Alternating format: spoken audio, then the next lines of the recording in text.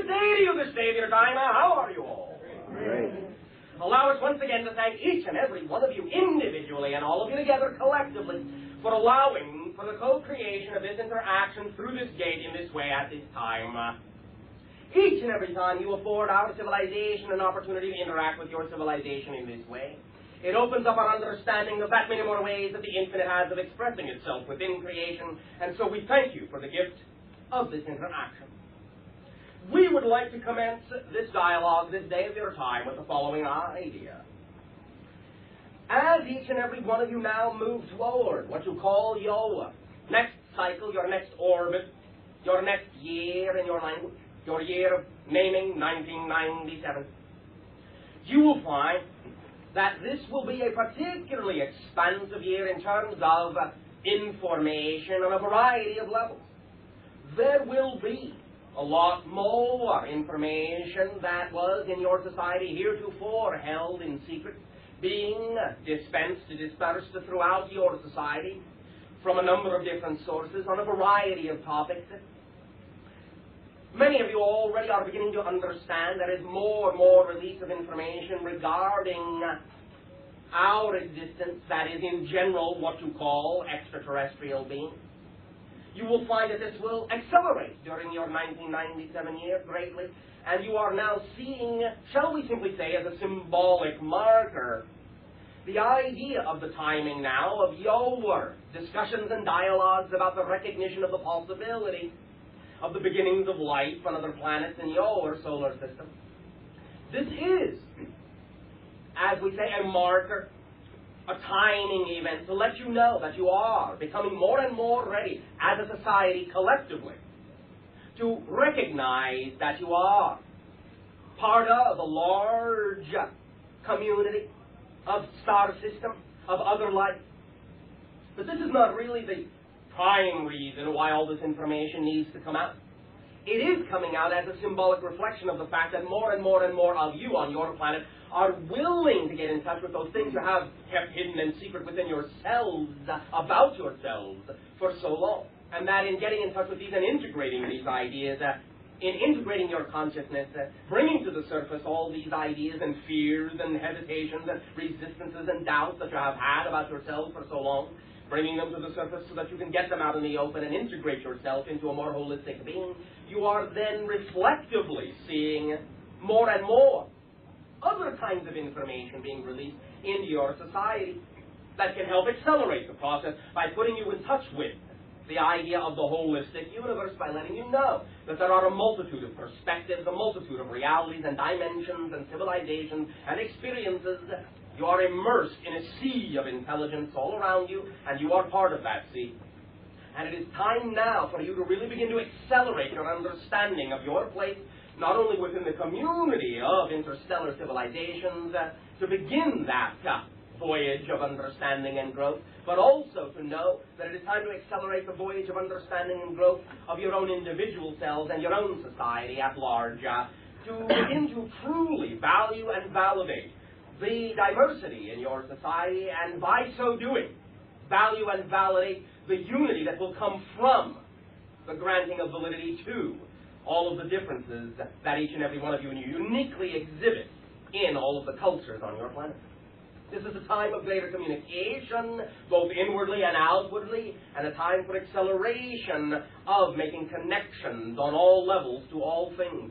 A time of standing firm with what you know for yourself to be true, even though, from time to time, you may, in the next moment, change your mind about what is true for you. It is still important, at any given moment, to be clear about the idea of following your joy, following your truth, being your natural self, and increasing the lines of communication to all of those portions of your consciousness that you have fragmented for thousands and thousands of your years in your history, in your society. This is the transformational cycle on your planet, the coming together, the awakening as such. And therefore you can take full advantage of the higher acceleration that will occur in your upcoming year and years to come, so that you can ride that wave of acceleration to help yourself become a more integrated being and thus get the reflections in your individual personal lives of that integration, while at the same time seeing bursting forth all around you in your society the reflections of that integration among all of your political and social and economic structures as well. the beginning of the breakdown of the old and the beginning of the placement of the new, the establishment of new systems, new seeds, new flowers, new gardens on your planet of a variety of colors and a variety of experiences. We thank you for allowing us to reflect this particular perspective and notion to you at this time, and at this timing, in return for the valuable gift that you are allowing our civilization to experience of this interaction with you, I ask in return now, in what way may I and my people be of service to you? You may begin with sharing in any manner you so desire.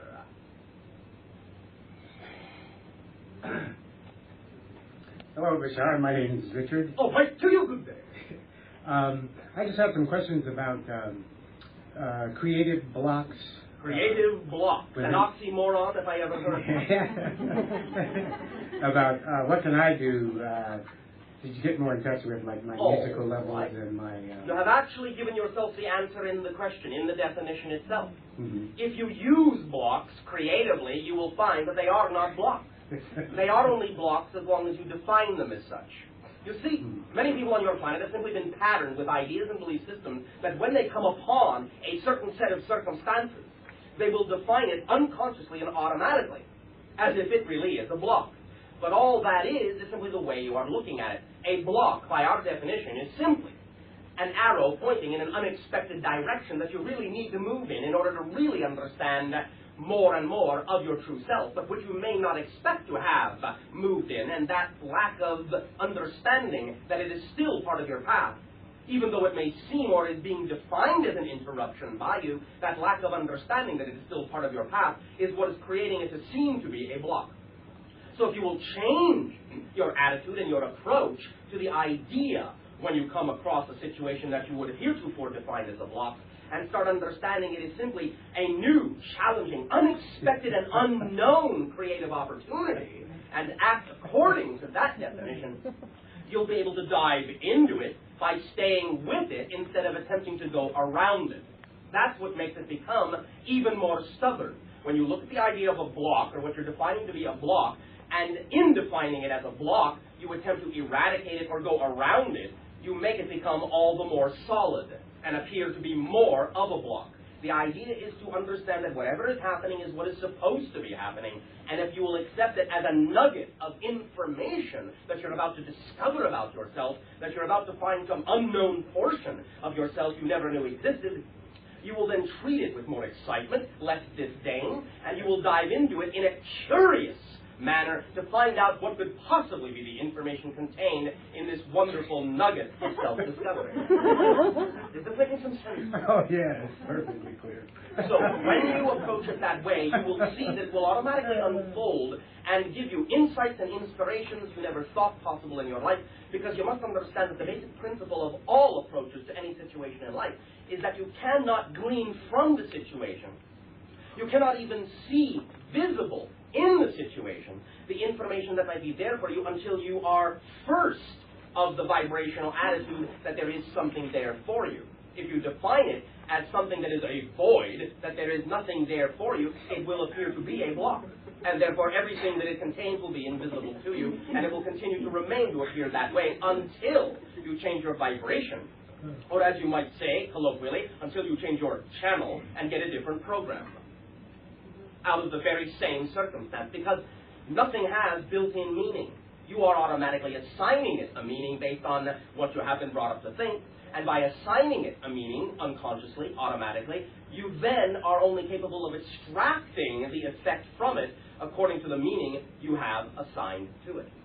But when you assign a different meaning to it, you will all of a sudden see it unfold in a variety of new ways that will explode with new understandings and new information, but only when you initiate its ability to do so by giving a different vibrational attitude to it.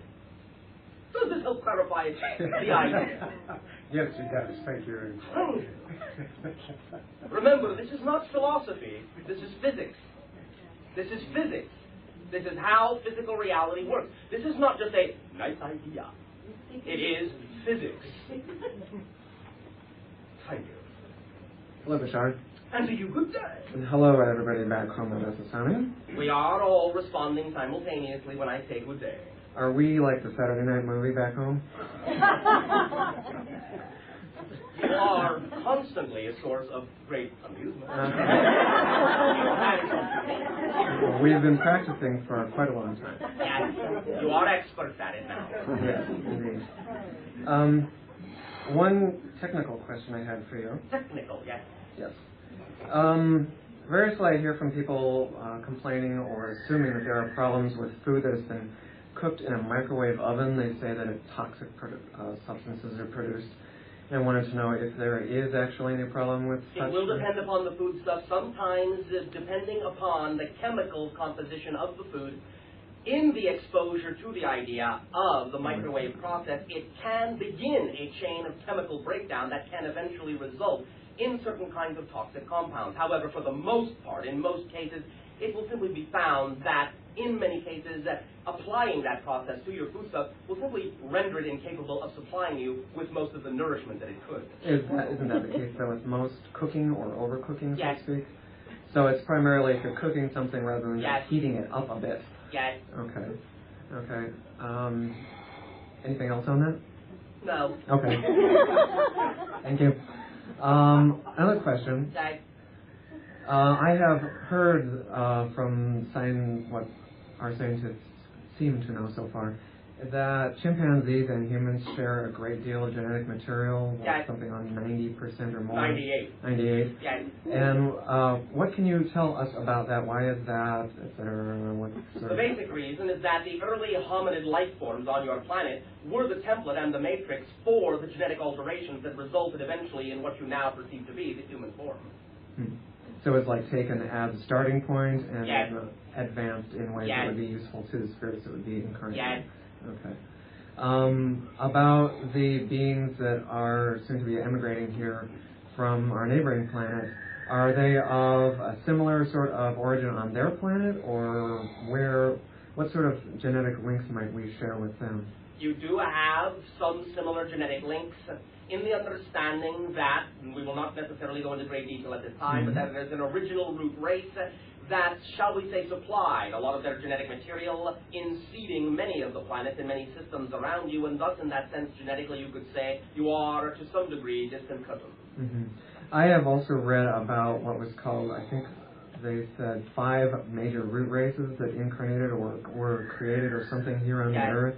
What can you tell me in brief about that sort of thing? The idea, again, is that you will find that the admixture from many different civilizations is what basically initiated the generational result of different kinds of race characteristics on your planet.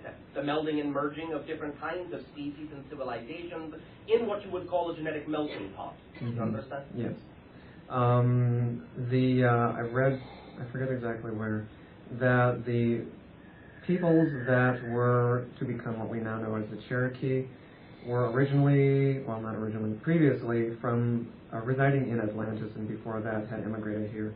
I think this is from a book by Ruth Montgomery, from some other planet someplace. Now, did they come physically, or did they come incarnationally, and there is physical introduction of an early race that then mixed with the races that existed on your planet at that time in such a strong manner as to generate a very strong strain that you have come to know in that sense as those aboriginal people. And in that sense, then, of course, always incarnationally, as with all of you. In the various books about the ancient Egyptians and so on, they speak of the sons of God breeding with the daughters of man and so on. What can you clarify about that? This is one of the remnant memories of the idea, again, is what we are talking about the influx of genetic introduction of other extraterrestrial species, adding to the genetic mixing pool of the species that were evolving upon your planet after the original genetic manipulation that created the offshoot races that you now experience to be existing on the surface of your world. Yes. The Australian Aborigines are a rather unusual culture. They seem to be, I don't know, maybe it's because we don't know about everybody else, but they seem to have a lot of very unique things about their spiritual and cultural background. All have unique things. Well, yes, but they seem to stand out significantly. Only in the sense that most of you now, in what you call your civilized world, have forgotten what they have not forgotten. That is the only reason that they really stand out. Okay. With regards to myself, I have one question that I'll ask. With regards to, I've been working a great deal on deciphering my lack of physical weight for various reasons. And so Ciphering on. your lack of physical weight. Well, the causes for it, my reasons for creating it, and so on. Oh, all right. Is this of some concern to you? Well, my clothes don't fit, and Perhaps you should buy smaller clothes. I tell people that I'm not actually thin. I just look that way because I'm actually half a dimension away. All right. Are you saying that you are decreasing steadily, or are you holding steady? I am decreasing very, very slowly. It's maybe a pound on average every 2 or 3 years or so. So it's very right. slow. And so? Well, does this seem abnormal to you? well, it doesn't seem to work really well with the plan that I have for my life. How does it not work with the plan you have? Well, I envision myself as being having more of a professional appearance with regards to being a consultant and counselor and so on. And when a person looks at someone who is rather thin, they wonder, I'm sure, is this person got an issue that disqualifies them from being able to help me and so on, et cetera, et cetera. Are you suggesting that in some sense, as you compare yourself to the majority of your society, you are that abnormally thin? I am considerably thin compared to, well, also my frame would normally hold a bit more, considerably more than what I have. Yes. So I definitely look, tall for my weight. All right, we understand the context.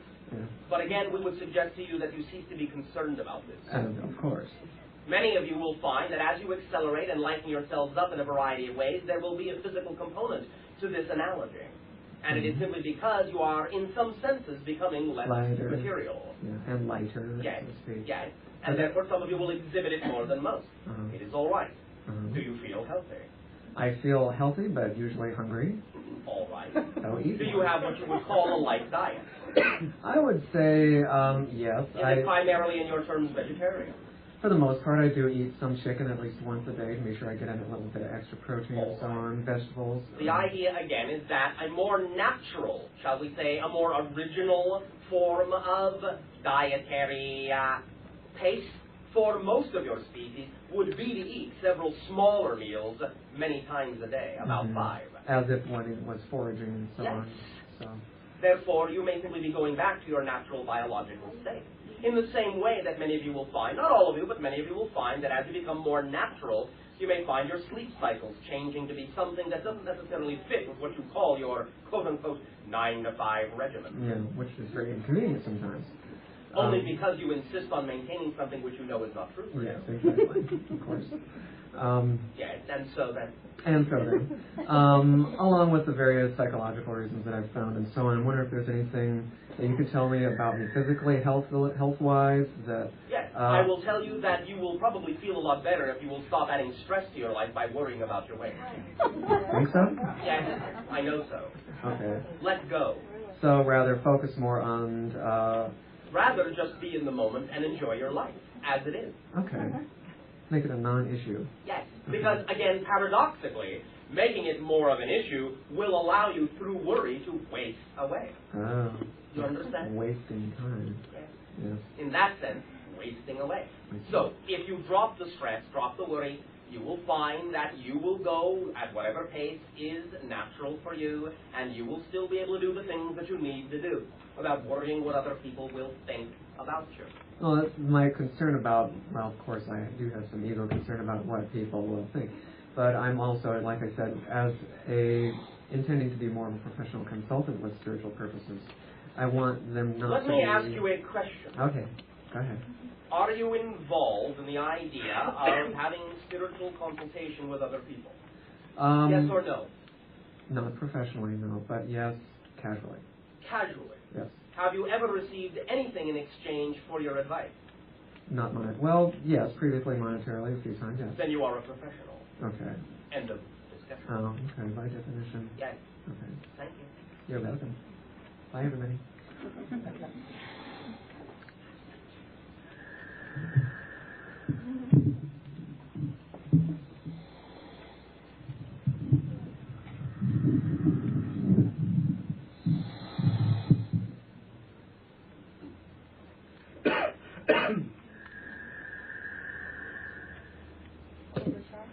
And to you, good day. Speak up and be bold so that all may hear what you have to share. Can you hear me now? It is not I.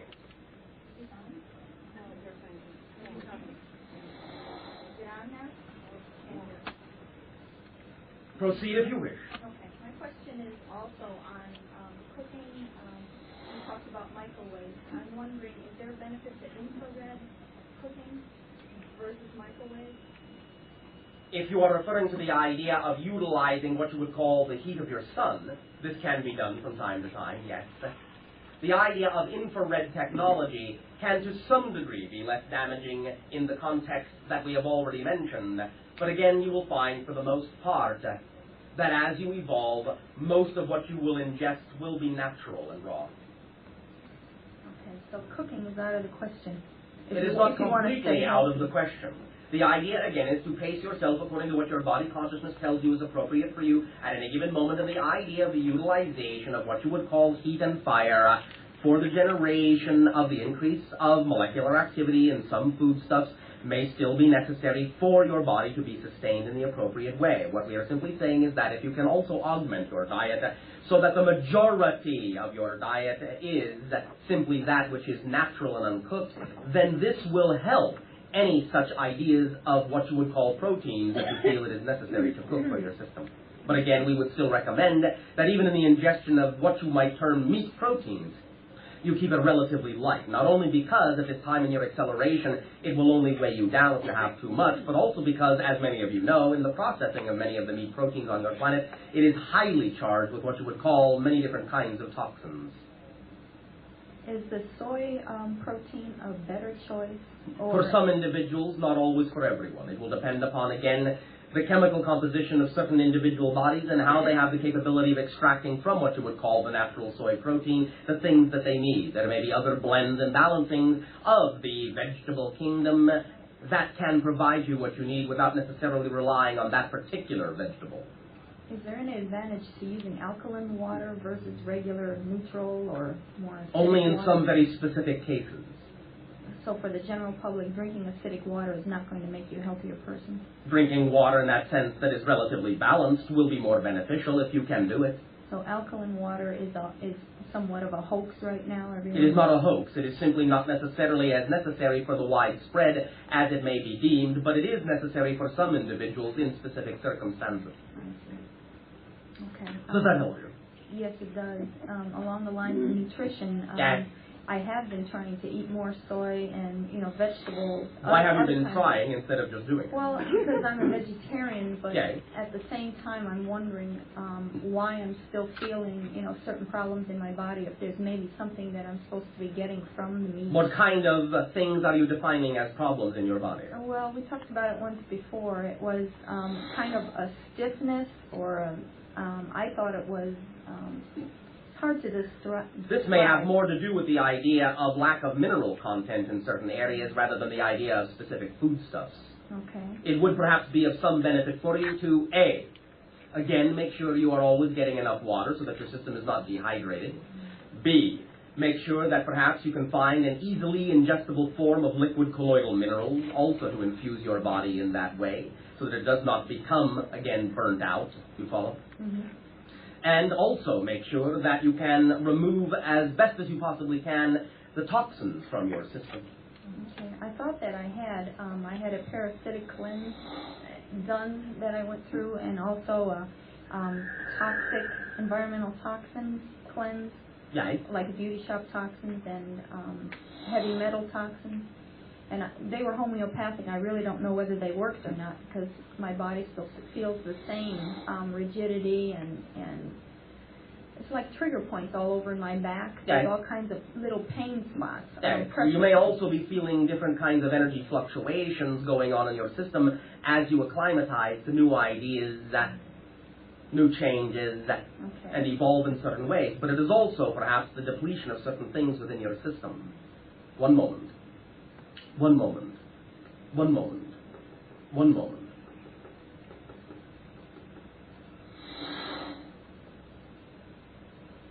Have you checked yourself for what you would call heavy metals? Checked yourself. A hair test? Do you have fillings? I've gotten rid of most of them. I All think right. I still have 2. All right. You mean silver fillings? Yes. The mercury ones. Yes. I think I only have 2 left. All right. One moment. One moment. What can also be of some assistance to you may be the ingestion of between what you would call perhaps about 8 to 16 ounces a day of what you would call your fresh organic juice of carrots. This can be of some assistance in balancing some of these energy points within you. Okay. What quantity of water do you drink daily? I'm drinking that alkaline water. Maybe that wasn't such a good idea. All right. I've been drinking 5 gallons per week. All right. Simply allow yourself to drink what you would consider to be normal purified water. All right?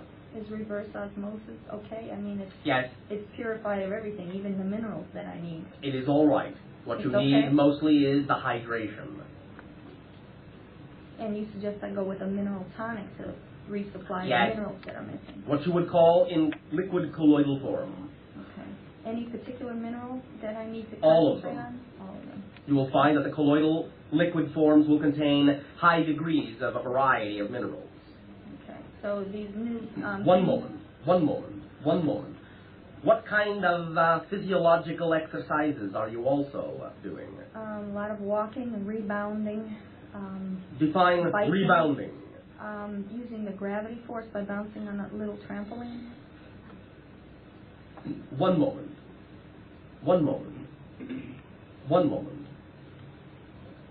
What is your favorite kind of tea?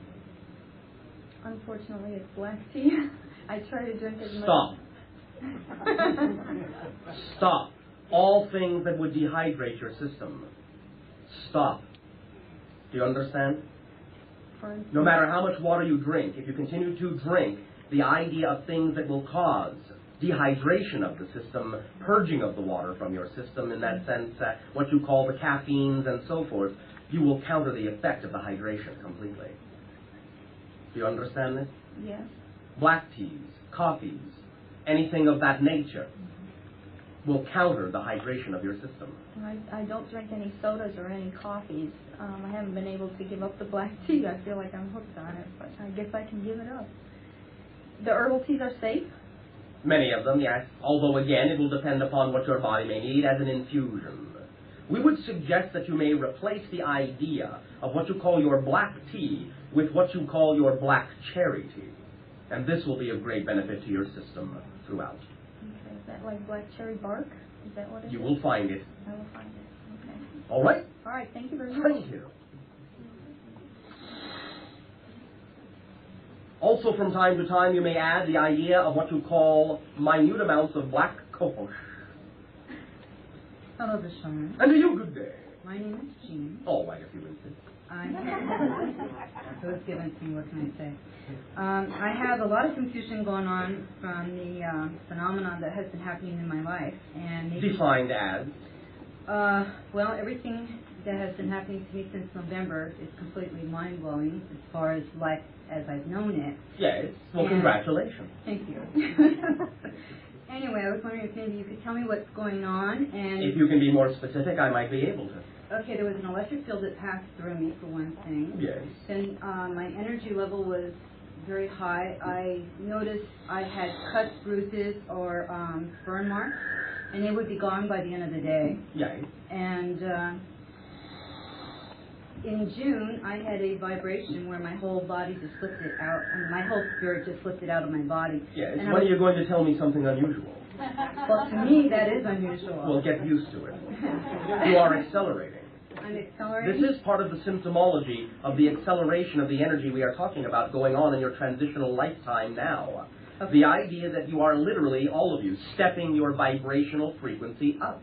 So you're going to, from time to time, experience a number of different kinds of electromagnetic phenomenology in accordance with accelerating your vibration upward until you get used to the new frequency, because you are still coming from an old place of lower vibration, and thus as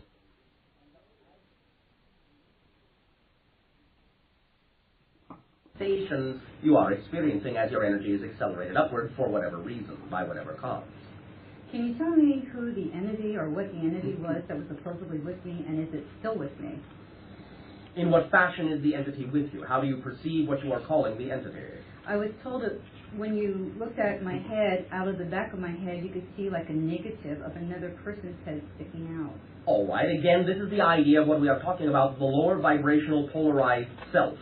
In some senses, this is also being created with you by some of your guides and some of the connections you have to your own future self, in that they are helping you step your vibration up. But what it is symbolic of is the idea of the polarized old self that you are attempting to integrate within the new definition of your beinghood. Is there some reason why I can't meditate, and is there a certain meditation that I should be doing? You may simply right now for a while be a little bit too amped to allow yourself to go into that state. But we would then simply suggest that you replace the meditation for now with the idea of activity, more activity in the direction of only those things that give you great joy and nothing else.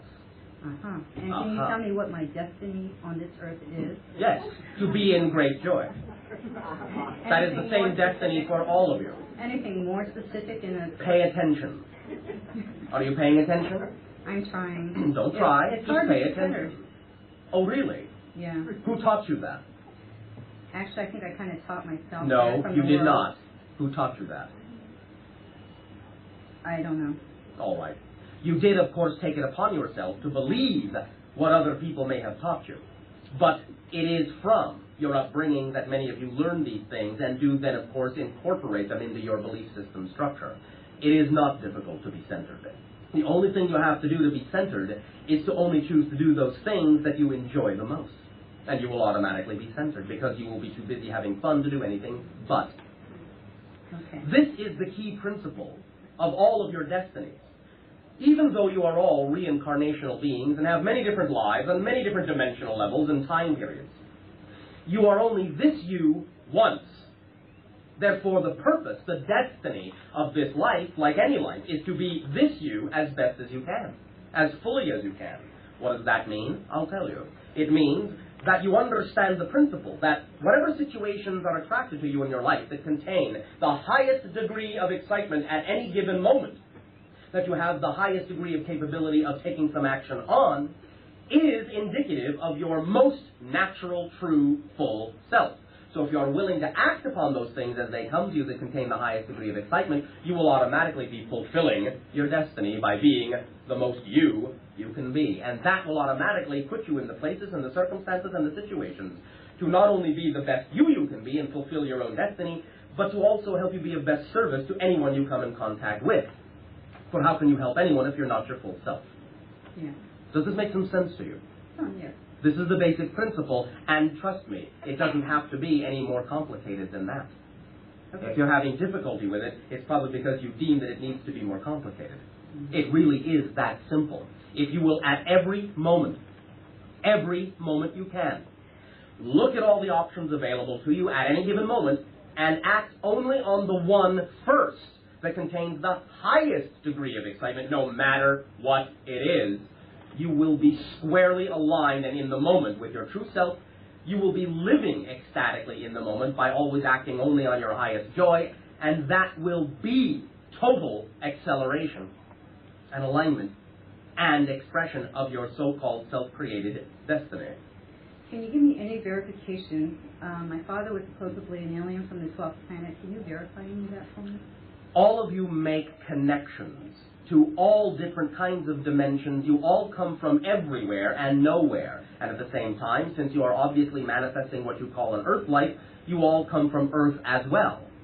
So the idea is to understand what you have said in the following way. If you know you're connected to every dimension, every level, every extraterrestrial civilization, and your own planet, what you then understand is that when you sense the idea that someone may be, as you say in your language, from somewhere else, or have a different origin point, what you're actually saying is this, that you have deemed that for this life on Earth, you have constructed the energy of this personality to be connected vibrationally to other lives you are having as well, because that is the mixture of energy necessary that you deem to be necessary to construct the personality that will best function in this life here. So in making a connection to those other levels and allowing that connection to help form the personality here, you can understand that that energy bridge may exist, but it doesn't linearly actually mean that someone is only from that other place, because you are from where you are at any given moment, as well as everywhere else. Does that make some sense to you? Yeah. So, the idea is that your father was connected to the level called Arcturus energy, which in many ways can be considered a 12th level energy collective consciousness. That is one of the many connections, and to some degree you share that connection, although you have an admixture of other kinds of connections as well that simply go hand in hand with the personality construct you have created yourself to be for this particular life experience. Okay. Can you give me any kind of verification of the implants that are supposedly in my body? There are a couple from time to time. Sometimes they are removed, sometimes they are replaced, and you are having certain kinds of encounters that, yes. What about the implant that's supposedly in my heart that was malfunctioning? That is a different matter, not exactly in what you would call your physical reality universe. It is from a different dimension altogether, and it is not so much an implant as it is a nodal point connection that you have helped co-create to always give yourself an understanding that you are connected through the heart to everything that is important to you in life. It is more like a beacon or a lighthouse for you, rather than anything that we would call classically an implant. Okay, so there's no danger at all with it then? No. Okay. It is more like a gateway or a doorway into more of your true nature and more of your total self. Rely on your heart and your intuition in that sense. Can you define the implant that I have in my hip for the dimensional changes? No, not at this time. We are not allowed. Aha, this sounds good. Is there a little hint of any kind? The more you live in your joy, the more you will understand what you need to understand about this. Okay. You have to take the first step. Are you hip to that? Show me first. I can't. That's the point. Here's the analogy. Saying to us, show me first, is like telling your reflection in a mirror to smile before you do. It can't be done. Is there any kind of words of wisdom that I need to know of at this time? I've given you the best Besides. I can. Everything is hinged on your willingness to give yourself permission to start taking action only on the things at every moment that give you the highest joy. When you really start doing that, you will become the personality construct to whom these things will be clear. Thank you very much. Thank you. Good evening, Bashar. And to you, good day. How are you? Perfect, and you? Fine. What? I had a question pertaining to something that you said earlier also about because of our acceleration of our personal growth, Yes. that the electromagnetic field of our planet would change radically. Of course, since you are creating, co-creating collectively that experience with all of your fellow beings, physical and non-physical. Okay, I was wondering, we had a lot of electrical mass shortages in the West. Yes. The on symptomology continent will not here. only be in your individual bodies, it will be from time to time in the collective whole, or at least in large portions of it as well, as symbolic reflections of the fact that you are changing circuitry within yourself. That has to do with our physical electricity going out and blacking out. No, no, no. Do not think of it so mechanically, Yeah. so literally. Think of it as an externalized reflection of some of the switching going on within yourself to reroute your electrical paths in new ways that are more representative of the changes that you have made within your consciousness.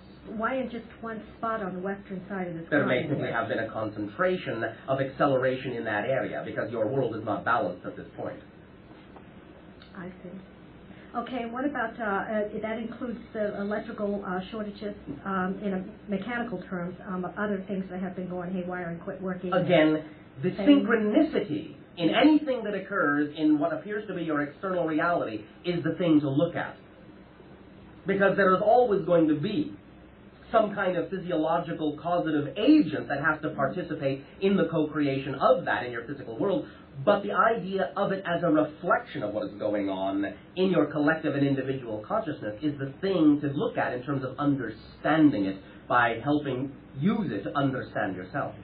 In the same way that what you call astrology is not the idea that the planets and the stars rule you, but that they reflect what is already changed within your collective and individual consciousness. I think I understand that. It's timing. It's synchronicity. That's what it's all about. When something like that happens, in many cases is more important to you in terms of giving you more information than exactly how it is that it occurred. So we can look forward to more of this going on Oh, throughout yes. our planet? Oh, yes. Until such time as you create more and more balance within your collective whole. There will be these fluctuations from time to time to reflect to each and every one of you the different degrees and rates of acceleration that are going on in your world. Is it a possibility it could be from outside sources of some sort? Not really. Because there is no outside. Or cosmic source? There is no outside. It's all within? Again, the idea is that even if there is a mechanical co-participation with what you might classically refer to as quote-unquote outside sources, it cannot affect you unless you are creating it in your own energy. Do you understand? I do understand that. Does that help explain it more clearly? Yes, I was really quite consumed with that. Consumed. All right. You mentioned also earlier about the life on other planets, like they have been giving us a lot of information or putting into our minds that there's life on Mars all of a sudden. There always have been life on Mars, have there not been? Well, in a sense, although there has not been what you would recognize as life on that planet for quite some time, it became, shall we say, uninhabitable to life similar to your own many millions of years ago. But there's a I understood that there was some type of life within the planet, maybe not on the surface, like we dwell on the surface. The idea of the ancient race dwelling within internal caverns is that they are there in your past and will be brought through a time barrier to your present. They do not exist there now in your present. Do we have any established human bases of any sort that you know of up there? Do you mean on your Martian world? On the Martian planet or Martian moons, either one. No. You do not. Okay. I guess that answers my question. Thank you. Sure, to follow up on that. One moment. Good day. Good day, sir. Thank you. Please proceed. What do you mean the Martians will be brought forth from the past? In the idea of what you would call the planetary catastrophe that allowed their planet to become uninhabitable, another race is assisting them by adapting them genetically to be able to eventually coexist with you on your planet. But the majority of the ancient race that in the past still exists in protected caverns on their planet has not yet been brought through to what you call your present time. Only a few have been as, shall we say, test subjects to make sure that the compatibility will stick and that the interaction between your human species and that species will eventually become politically compatible. When do you think this might happen? You will find that there will be an acceleration in this probability sometime after your year of 2005 as we read your collective energy now, and certainly, definitely, by your year of 2013 will this be understood to be happening. All right. I just read a book on the Philadelphia experiment where the Navy transported a ship. Did that actually happen? Yes. There were many negative side effects. That's what I understand. Was this by exploring the unified theory that... In some senses, yes. Although a different twist than many of your scientists understood at that time, more of your physicists understand now what it is that they did back then in that named experiment, as you say, Philadelphia, whereas back then it was not clearly understood what they were doing. But that was their idea and their approach, that they thought they were applying what they called the unified field theory, but they actually got something quite different, and that is why they didn't know how to control it. Do they know how to control it now? On minute levels, yes, but not to any great extent. Does the government scientists, are they able to transport through time right now? No. I read that Eisenhower had a face-to-face with ETs. Is that correct? Have all other presidents or any other presidents had face-to-faces? There have been others that have seen what you would call the remains of extraterrestrial bodies, if you want to call that face-to-face, yes. But the idea is that there have been only... One moment. One moment. One moment. One moment. One moment.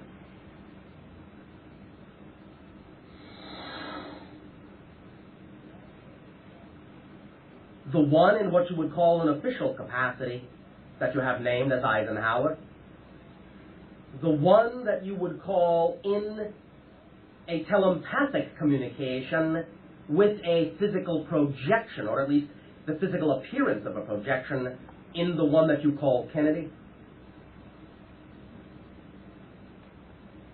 And the rest in simply observing the idea of what you would call the dead bodies. In that sense, the interactions between any other live extraterrestrials on your planet have taken place between other individuals in what you would call those clandestine organizations, but not what you would call your country's president.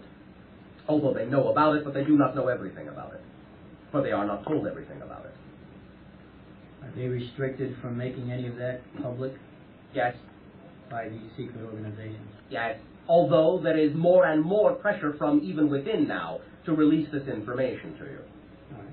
So you say next year we're going to have more awareness of this. Yes, so there will be more what you call information leakages and more preparation to see how your public will respond. In some senses, what you have now received as your initial dispensation of information concerning the concept of the possibility of life on your Martian world is the first stage in preparing your public to realize that there is more than just a few bacteria floating around. Because already you will recognize that even with the announcement of the concept of the possibility of bacteriological life off your planet, there is already a wave of discussion within your political and religious organizations as to what kind of impact that's supposed to have on your society. Even just the bacteria is causing ripples in your religions and your politics and your economics. Imagine what the full-blown information would do. So, they are taking their time, but they are under, in a sense, a deadline, as you call it. I had a thought tonight that... Oh, all right. Congratulations. That the timing of this awareness that they're going to let us have yes. is going to be timed with the default of our economy as we know it, and that the government will let us be aware fully. We all overreact. Our economy goes down a little bit, and then they blame the restructuring of the economy on our overreaction, as opposed to them squandering. This is something that has been a matter of discussion with certain individuals, but this will not occur. All right. Thank you. Thank you.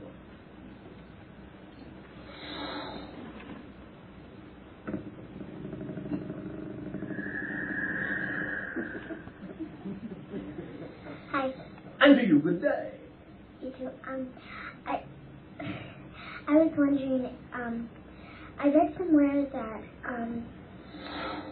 dolphins could telepathically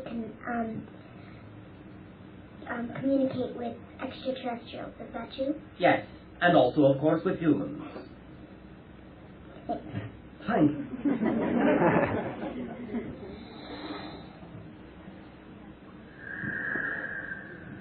Hello, Bashar. And to you, good day. Good day to you. I have a question about the Mayan understanding of time. All right. My focus is primarily the core or sub-second intervals of time. Yes. And I was curious, how do I reference a time device based on the time counter-time relationship and the real nature of time? The way that they got in touch with what they might have considered to be the quote-unquote real nature of time, which of course is totally subjective, is by choosing one of the glyphs that were appropriately designed in meditation to be focused upon that would open that particular gate of understanding. You must find the time glyph in the Mayan language. The time glyph? Yes, the time glyph. What is that? It is a glyph in what you call the Mayan language, specifically designed to open, when meditated upon, the understanding of time and timelessness. So you must find, in all of the glyphs that have been assigned to the Mayan civilization, the one that represents the concept of time. Okay. And as far as the basis of counting on the 13, how does that relate to sub-second counting, if you will? Define in your terminology sub-second. Do you mean things such as nanosecond measurements? Correct. And such? Correct. All right. The idea simply can be that it is, if you wish to perceive it this way, an unbroken, shall we say, spectrum, in whatever increments you wish it to be. Once you open the gate, all possible interpretations of time can be not only created, but experienced. Thus you can utilize your intention to focus on a particular sub-second increment, and in focusing on that, in the timeless mode, you can then view reality through the filter of the particular sub-second increment that you have chosen with your intention. So it's fractal-based. Oh, absolutely, always. As any subset of underlying template reality is for the physical universe. Always based on the idea of the vibrational ratio that you call the phi ratio. The golden ratio. Yes. 1 to 1.618. Right. Does that help you?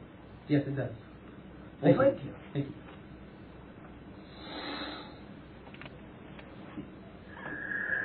Hello, Bashar. I'm a good guy. I find it no coincidence that I was led here tonight. However, previously I did not have all this technical extraterrestrial interest. Neither do I. I know that I have gone through a tremendous inner growth, and Yes. since that growth, I find it very interesting that in my artwork I have manifested what I think appears to be an extraterrestrial being, almost right. childlike. Yes. And also in one of my recent meditations, I was on a guided meditation where I was asked to turn to my higher self, and I Yes. turned and I saw what I thought to be it looked like a transparent extraterrestrial being that was of neither sex that I could see through. And my first thought was, what are you doing in this picture? Well, Can you comment on that? the idea of many of what you would call your higher and or future selves will be embodied in different dimensions that would represent physiological form in that manner. Because you are blended beings on higher levels. And in looking at it as being in another dimension, you interpret it in that way as extraterrestrial or extra-dimensional. So in other words, it would just be another aspect of myself that at this time Of your total being, yes. I see. Not meaning that it is not autonomous, which of course it is. What is the significance, or what does it have to offer that I connect with this at this time in my life? By appealing to your magnetic curiosity of its vibration, it will entice you in many ways, or of course you will allow yourself to be enticed, to move your vibration closer to what you deem its vibration to be, thus allowing you to become your version of your future self in your own reality as well, by attempting to mirror what you believe its reality to be like more and more. I see. I have a question regarding electrical wiring. I live in a house that I just was concerned about the electric wires running across, and I noticed that it's there and not too many other places have that. Is there a danger or harm that this can cause? Again, it depends upon the individual. There can be some disruption of your electromagnetic field depending upon the strength of the field being generated and the kind of pulsations being generated. You can, to some degree, counter it with certain kinds of energy meditations and the like, but perhaps, again, if you really find that your belief system is concerned about this, it might just be simpler to move. I see. Also, I was diagnosed not too long ago with a physical ailment, and it bothered me, which was the only reason why I went to see a doctor, because normally I don't. And there was no quote-unquote cure for it. It's termed as discoid lupus, and it manifests as a skin irritation on my head and scalp. Do you have any suggestions that possibly could help me in this matter? Seawater. The idea of immersion in certain areas on your planet, such as what you would call the coasts of your Hawaiian islands, will aid in balancing the symptomologies that you are experiencing to a great degree, along with certain ingestions of certain seed oils, such as what you would call the sesame and a few others. Well, I guess it's no coincidence that I was born and raised there, and it didn't happen until I moved away to, of all places, the desert. Boy, do I miss the ocean. Yes, it's time to go home. Also, here's a question. Paramahansa Yogananda introduced a practice called Kriya Yoga that is also said to be a very rapid way of advancing spiritually. Yes. What is it in general? It is the patterning of your energy field to amplify itself along the lines of what we have already talked about in terms of golden proportion step-ups, so that you are oxygenating the system and amplifying the system and infusing the system with certain ratios and frequencies of energies that are more buoyant and supportive to your biological self at large. And then, is it really necessary to go through all the preparation that it currently requires? For some individuals, yes. For other individuals, no. You must make that determination within your true heart of hearts and follow your intuition as best as you possibly can. And of course, remember that as you amp yourself up, you have more ability to amp yourself more easily. But you would say overall it is beneficial to delve more into I would that? say overall that it is beneficial to those that are excited to believe that it is beneficial to them. Thank you very much. Does that help you? Yes. Thank you. Good evening, Bashar. And to you, good day. Good day. Before you continue, a point of clarification on what we have just discussed. You must understand that this was not meant to be a flippant remark. The idea is that that simply is what reality is and how reality is generated. All tools are valid if they align with the belief system within you that they are going to work for you, and that's the only thing that reality is. Plain and simple. Do proceed. Today's metaphysical community has a wide variety of beliefs as they approach these changes. Specifically, some of the fear-based beliefs, collapses of societies, systems, earth changes, conspiracies, specifically governmental. Are not all these types of fear-based and, I guess, positive projections just projections of unfaced powers within ourselves that we put either fear through our lack of This facing is them? the metaphor and the symbolism, which doesn't necessarily mean that the fears that you have haven't actually literally physically generated some of those structures as outer reflections of the things going on within the collective fear-based consciousness. So obviously, from time to time, because of the different kinds of suppression going on within your own consciousnesses, you do physically, literally, sometimes generate organizations that then have no other way, because of how they were created, but to express themselves in conspiratorial fashions, as an outer reflection of what you have created them to be. So in that sense, it's both, in many cases. Although sometimes some things are more purely projections of fear than they are as literal manifestations. But in many cases, it is actually both.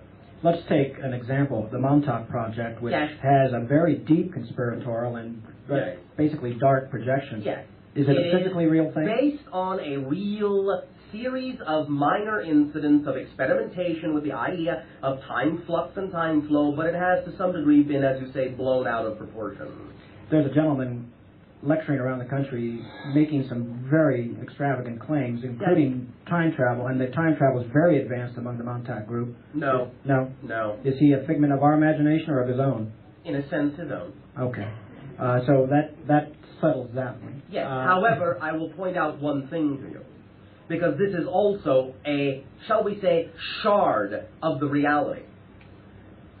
If this individual's conviction levels actually move up even another 3 to 7%, he will actually be capable of placing himself in an alternate reality stream where his own reality projection is really physically real. But in that case, you will no longer perceive him in your reality. Exactly. And all these fears, for that matter, providing we're not on the resonance of these fear-based projections, they're not our experience. Am I correct? Correct. Okay. But they are no less, in their own right, potential real realities that can actually be experienced by those holding on to those frequencies. When you were here, or when Daryl was here in January, I recall, I believe you stated that the Great Pyramid in Giza was a construction of around 10,500 BC. Approximately 10,400, yes. Okay. I guess we call it carbon dating technology that we have today has used some form of organic fragments within the pyramid and come up with a number of 2,900 BC to as old as 3,800 BC. Yes, and there are organic fragments of those ages that are connected to the pyramid, but they have nothing at all to do with its initial construction. Is there a flaw in the carbon dating that we're currently using? Because the Earth is projected at 4.5 billion. There are many flaws within that system, although sometimes you do get accurate readings. But again, just because you may get certain accurate readings of certain substances doesn't necessarily mean you can extrapolate certain meanings from those accurate readings. Was the entire necropolis built in one setting by one organization, one group of people? No. The Sphinx? Things were added over time, but what you would call the Sphinx and the first Great Pyramid were constructed approximately in 10,400 BC simultaneously. And how about the bases of the second and third pyramids? They came a little bit later. The second one was to some degree an offshoot project, a continuation.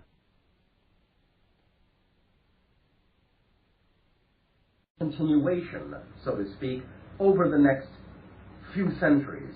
The smaller one, several thousand years later. The culture that built those pyramids, can you speak specifically about them? An infusion, in terms of the early pyramids, of what you would call early Atlantean cultures infusing into the early Neo-Egyptian culture at the time. And we look at that from the perspective of simultaneous time, not linear time. Well, we are talking to some degree about both, since we're actually giving these things dates. Yes.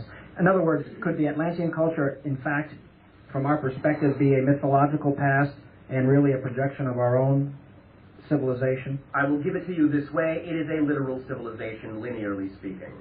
It did exist in what you would consider to be your linear historical time frame. Very good. Thank you, Bashar. Thank you. So, Bashar, good day. I have a personal question. All right. Long time ago, to our understanding, in 1968, my mother died. Yeah. And 1986, my father died. All right.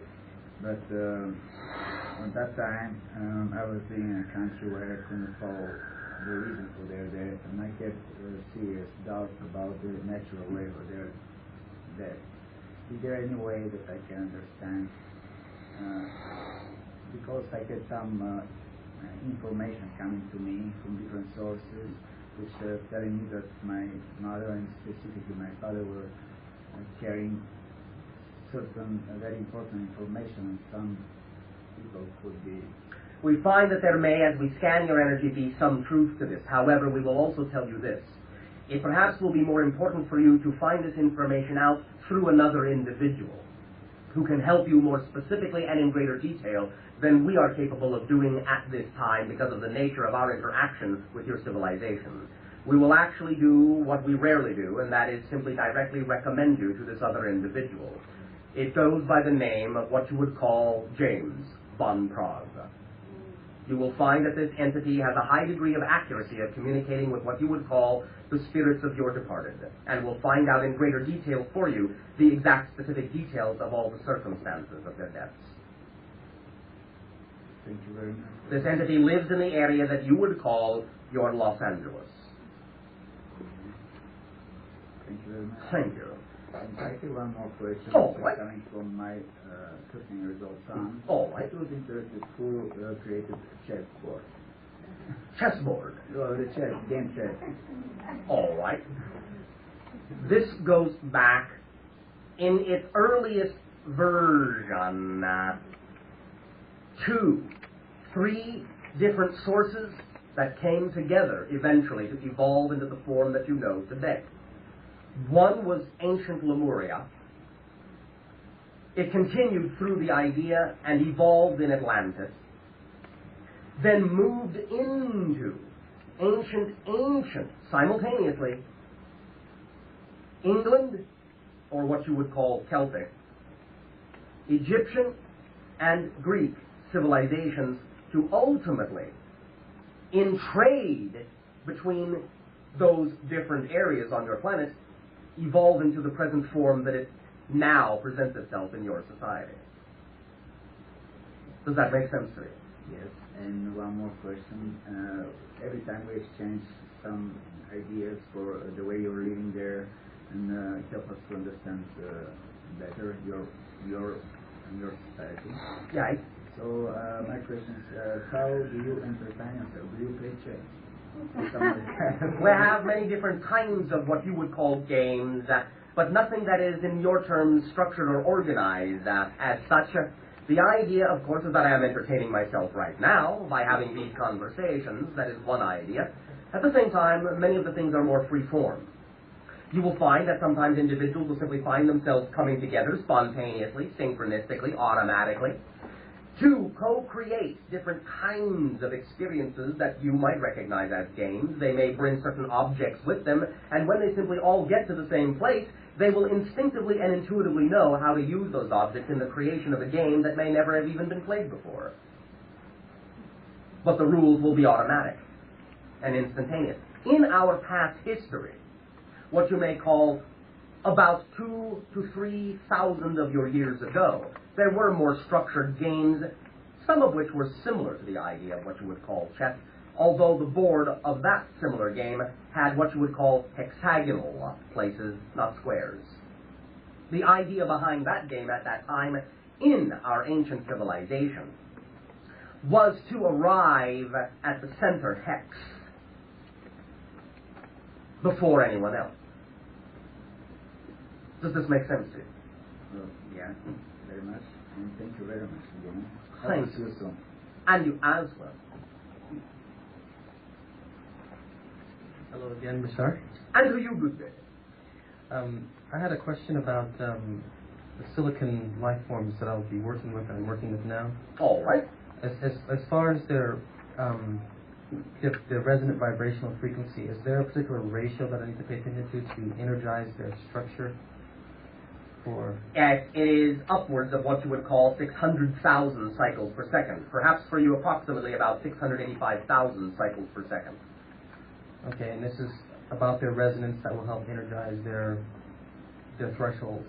It is the frequency that will allow you to tap into the dimension that supports what you call silicon-based, silicon-expressed life forms. And by tapping into that, it will, of course, then, by resonance identification, energize anything of that frequency or of that nature. Is there a particular power rating that I need to be watchful for? In other words, the right dosage, if you will. Do you mean in that sense what you would call amperage? Amperage, wattage. It does not necessarily have to be very high. Mm-hmm. The frequency is more important. One moment. Mm-hmm. One moment. It may not necessarily, depending upon the applications, even need to be, in many cases, more than what you would call 10 amps. Okay. Does that help you? It does. Thank you. Thank you.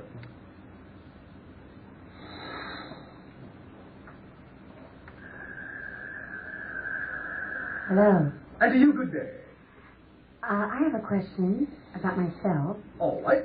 I was diagnosed, I guess, about a year or two ago as being bipolar. Right. And I lived all my life without addressing this as a problem because I like myself. All right. And I now have doctors who, I took a year of this thing called lithium. Right. That's a mineral thing. Supposedly stabilize my personality or me so that I don't have the highs and the lows. All right, understood. But I miss the highs and the lows. So I stopped taking them. Right. And then they wanted me to take a thing that's an anti-seizure medicine. And it just scared me. And I wondered, do I should take this because I don't want to? And do I need it for my life? Because I kind of like the way I am.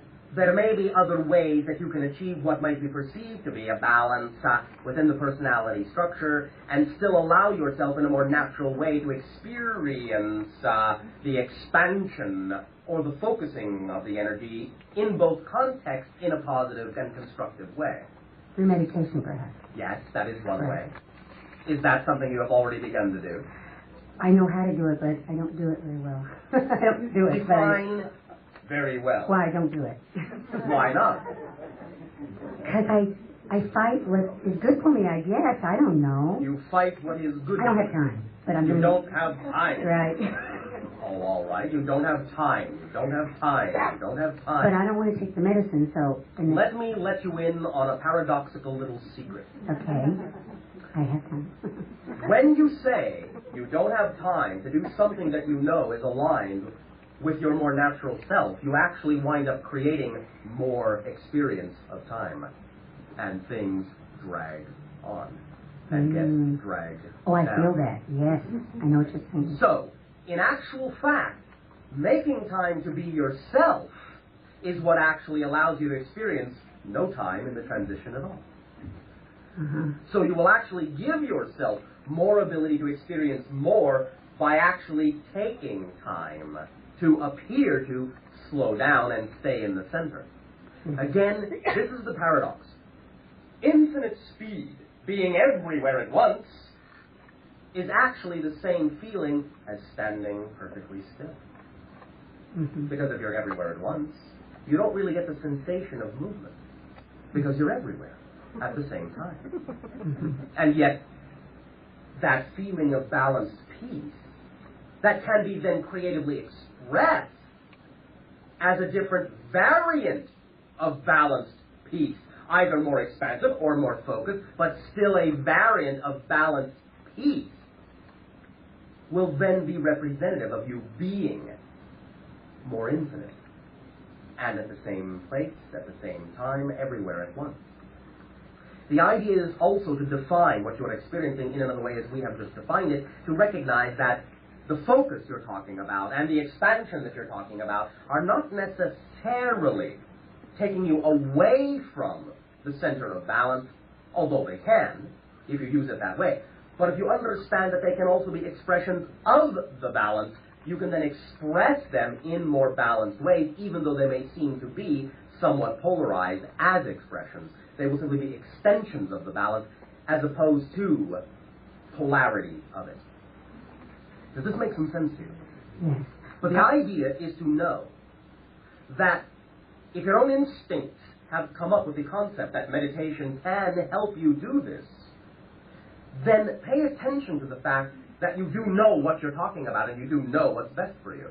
And allow yourself to embrace that you have given yourself the key to unlocking what you need to experience yourself in the way that you really want to, in a more constructive and positive way. So pay attention to yourself. Does this make some sense to you? Yes. Is that all I need to do, do you think? Does your instinct tell you there's something else you can do? Well, should I do it 3 times a day, do you think? Or once? Do you want to? Well, I think I need it 3 times a day. God, it's a lot of times a day. Yeah. Well, are you going to have time for that? I guess I'll... Yes, I think I'm going to have Let me time. ask you the question this way. Get in touch, first of all, with the idea that this balanced meditational state can really, truly give you everything you desire to its absolute degree in any form whatsoever. Get in touch with that as a reality for yourself, because that's what you have to do to make it real for yourself, first of all.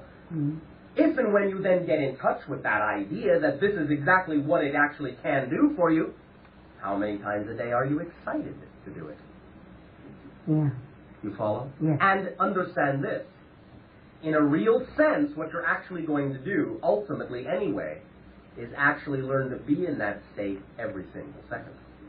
No matter in what way every single second you might express it. It will still, as we said, be an expression of that state rather than contrary to it. So you will be in a constant state of active meditation and meditational action. Thank you. It's a different state. You understand? Yes. Yes, I do. You can do this, yes. We would always, however, at the same time recommend that you pay attention to the strongest belief system within you at any given moment, because that is what is going to work best, or the things that go hand in hand with it are what at that moment, as long as you're holding on to the strongest belief system, the things that go with it are going to be the things that work best for you at that moment until you change that strongest belief system into something else.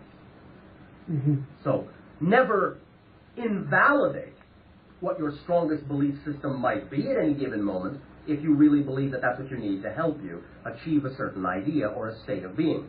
While at the same time you can recognize that just by recognizing the state itself as what you are, as who you can be, then from within that state you can make any kind of change you want if you recognize and truly define that any change is a total change. And that when you make a change, You are no longer the you used to be. You are literally a different person. Because a person is nothing but a construct of your consciousness anyway. Mm-hmm. So when you literally change the idea of yourself, it's not the same you with a different idea. It's a different person, literally. And when you can really lock into that and live as if you know that, then the person you become will literally, automatically not experience the things that the other person did, because it's not the same person and has never had the same history. Literally. Literally.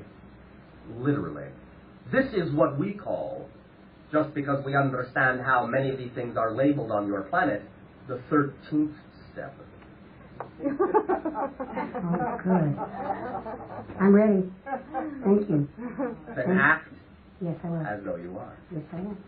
Thank you. Thank you.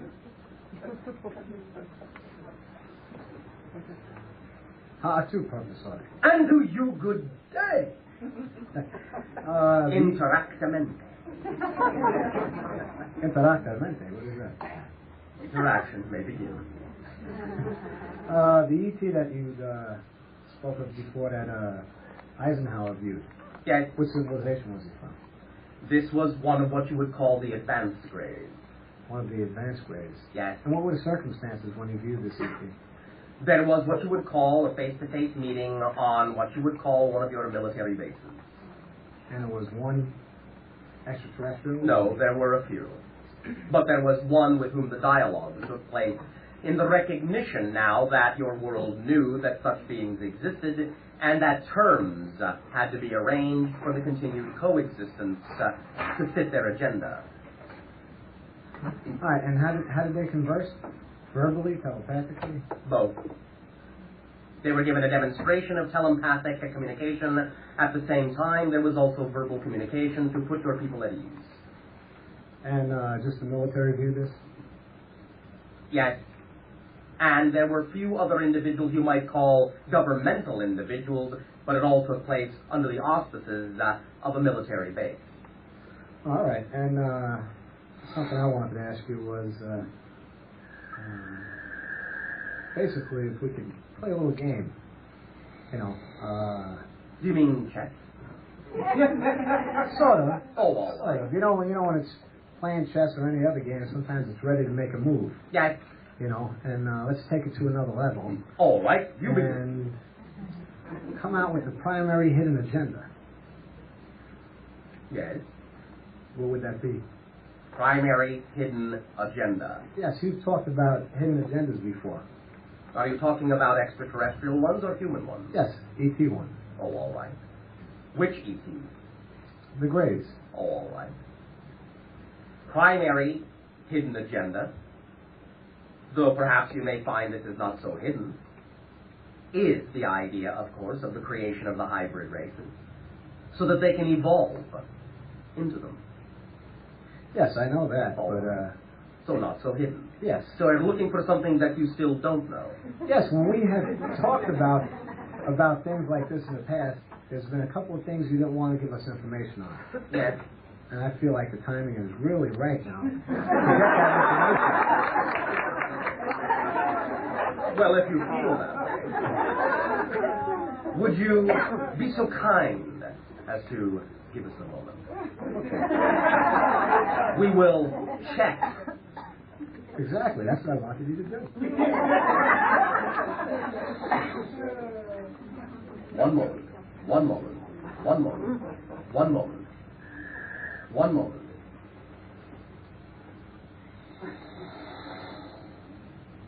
One moment. Communication link established. One moment. One moment. One moment. One moment. One moment. One moment. One moment. One moment. One moment. One moment.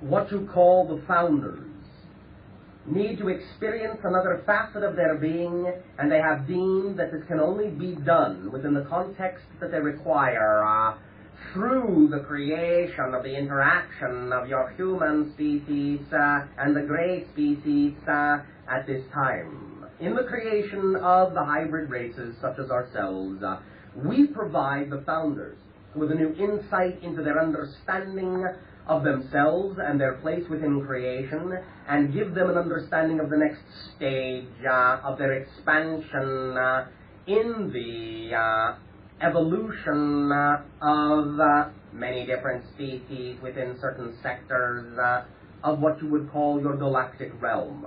In that sense, therefore, they are to some degree pushing these interactions as a way of deeming where the evolution of a variety of different species needs to be directed in the next phase of their place in stimulating the evolution of consciousness throughout your local galaxy.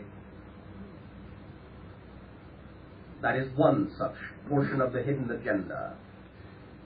Can you give us another one? One moment. One moment. One moment. One moment.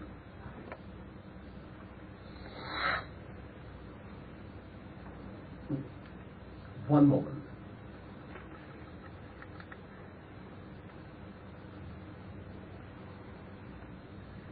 To allow for the changes that are taking place upon your planet, to allow for more compatibility of many different kinds of species to ultimately coexist upon your planet simultaneously with what would be future humans as well. So that your world can become more blatantly, in that sense, a repository and a melting pot of interaction of many different civilizations over the next 1,000 years of your time. Time of Christ. Time of world spirit manifestation, be it the idea of Christ consciousness or Buddha nature or whatever you wish to call it. Yes. Yes. All right, and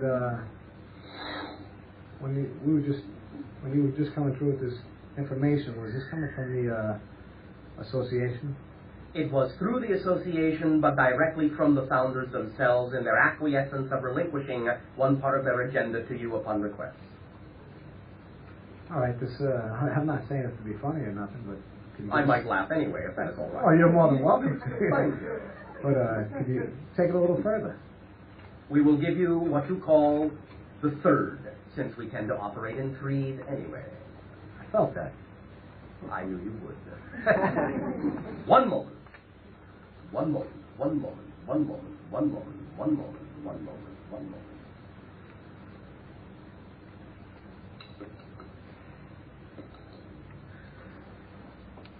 We are allowed to tell you this since it is something that you have decided as a collective consciousness to not necessarily walk down the path of. And therefore we are allowed to reveal that one part of the hidden agenda used to be, it is now obsolete, used to be, up to a certain point in your history, to determine whether or not the interaction would simply phase what you would call the human species out and allow the dolphin life form to become what you would call dominant upon your planet. But this was now decided after a certain point to allow for the coexistence as being more beneficial to the overall evolution of the consciousness of your world as a whole. And our collective consciousness decided. Yes. When you decided no longer to annihilate yourself through what you would call nuclear holocausts, it was recognized that the peaceful coexistence was more probable. And what is the probability of that nuclear accident we had spoke about at one time? Terrorist act. About 57%. Okay. It is, in some senses, fluctuating between 57 and 63%. And was that a terrorist act with the TWA plane? No. What was that? It was the idea, to some degree, of the malfunction of certain pieces of equipment within the mechanics of your aerocraft, All right, and Bashar. Yes. Something I was thinking about, I think about you a lot. On a scale of 1 to 10, 10 being my full life experience, how much do you perceive? Do you mean your full lifetime experience as this personality? Yes. Do you mean how much of your life have you lived physiologically, time-wise, linearly? No, I'm not really curious about that. I mean, my everyday, moment-to-moment life, how much could you tune into and perceive? What do you perceive? Sometimes when I'm thinking about you, I say, well, maybe you're checking me out right now. It will depend upon the moment, of course. Yes. There are times, depending upon the reasons for, as you would say, creating a scan, that we can, in a moment, in a blink, see what you would consider to be 100% of the moment. Other times, not necessarily require that we see that much on a scale of 1 to 10, if you wish me to put it that way. Sometimes it will simply be 1, sometimes it will be 10. All right, and I've also heard that the mind control techniques that our military uses, Yes. very advanced. At this stage, they are relatively advanced, yes. Yes, and I've heard they have the technology to view a person and tell what they're thinking. Yes, although there is to some degree some fluctuation still within this, depending upon a variety of factors. But yes, they do have that capability now. All right, and they developed this technology through their association with the Greys. Yes. All right, so the Greys have this technology. Yes. All right, now through this mind control technology, that's how they abduct individuals? In some senses, yes. Although for the Greys, it is quite a bit more than that, and interdimensional frequencies are involved as well that simply naturally crop up, as you say, as a result of the interaction from one dimension to another. They have also learned to manipulate those that your society cannot do. All right, and what I wanted to get to the point with this is, do they program us to do certain things? Are you talking about the Grey civilization? Yes, the Greys. From time to time, to a degree, there is some notion of that idea, but not in the sense that it ever really circumscribes what you would call your free will, except in certain moments when you are in their presence. But that is not really programming. Yeah, that's just more or less... Shall we say this, as being a little bit more precise and or accurate in your terminology? They have the ability to induce you in certain areas that are then reflected to you of areas that you yourselves already have strong inducements in. So to push you a little further. Yes.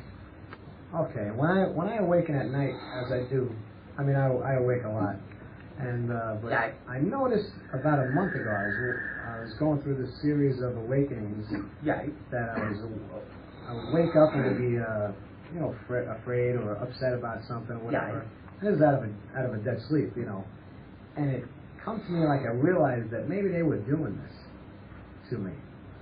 In certain circumstances, it may be that sometimes they were approaching you and you simply responded and or reacted to the approach of their dimension with yours intersecting.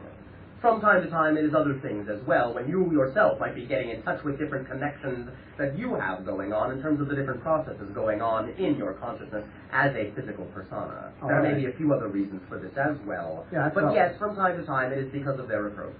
I felt like they were pushing my buttons or something. From time to time, some of them are, yes, but from time to time, so are you.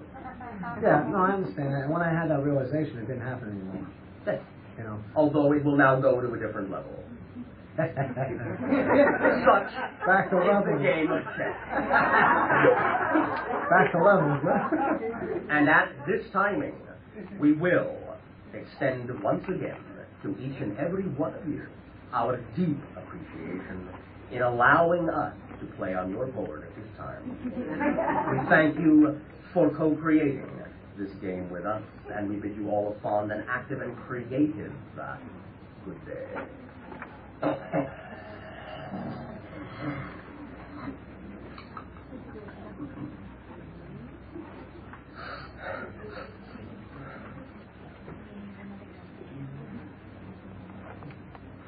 we go.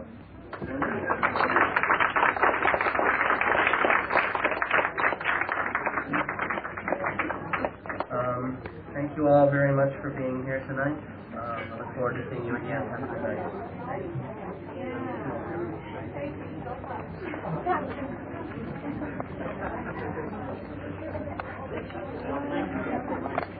An